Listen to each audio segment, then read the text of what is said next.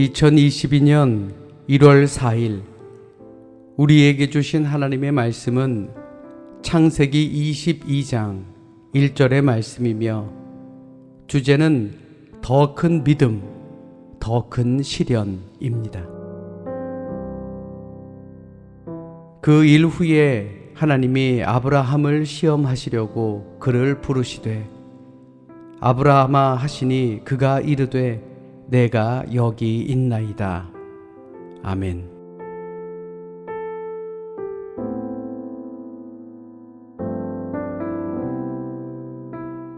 우리에게 또 다른 하루를 허락하신 하나님께 감사하시며 오늘 하루도 주님의 말씀 안에서 믿음 안에서 흔들림 없이 살아가는 우리 모두가 되시기를 주님의 이름으로 축원합니다.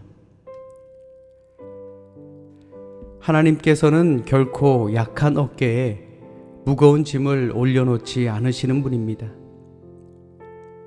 하나님께서 주시는 시련의 분량은 믿음의 분량에 따라 증가하기 때문에 그렇습니다. 그러므로 우리가 믿음의 길을 가고 있다면 오히려 더 큰 시련이 오기를 바라야 합니다. 은혜 안에서 성장하고 있다고 해서 우리의 앞길이 더 순탄하고 우리가 바라보는 하늘이 더 푸를 것이라고 생각하지 마십시오. 오히려 그 반대일 수도 있습니다. 하나님이 우리를 더 뛰어난 십자가의 용사로 세우신다면 그것은 더 어려운 사명을 주시려는 것이 분명하기 때문에 그렇습니다.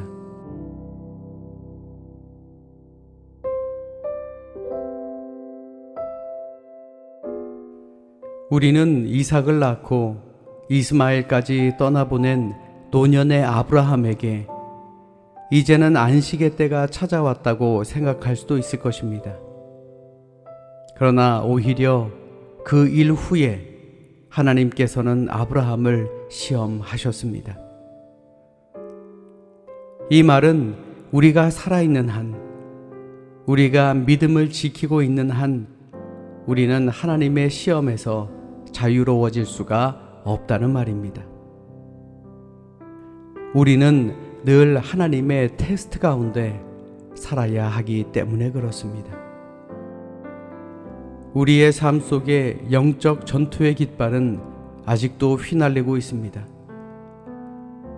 그러니 물러앉아 쉬고 있을 때가 아닙니다. 왕관이 아니라 오히려 투구를 쓰고 칼을 들어야 할 때입니다. 평안하고 모든 것이 안정되어 있을 때 오히려 경계하고 기도하며 싸워야 합니다. 왜냐하면 마지막 싸움이 가장 힘든 싸움이기 때문에 그렇습니다.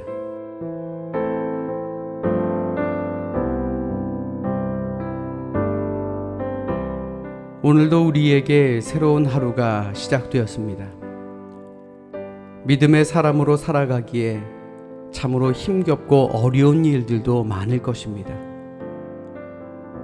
그러나 하나님께서는 견딜 만한 시험만을 우리에게 주신다라는 믿음을 가지시고 오늘 하루 우리 앞에 놓여 있는 영적 전쟁에 승리하는 우리 모두가 되시기를 주님의 이름으로 축원합니다. 기도하겠습니다. 사랑의 주님, 우리를 사랑하시기에 우리에게 더 큰 믿음을 요구하시기에 때로 더 큰 시련을 주신다라는 사실 늘 잊지 않고 살아가는 저희들 모두가 되게 하여 주시옵소서.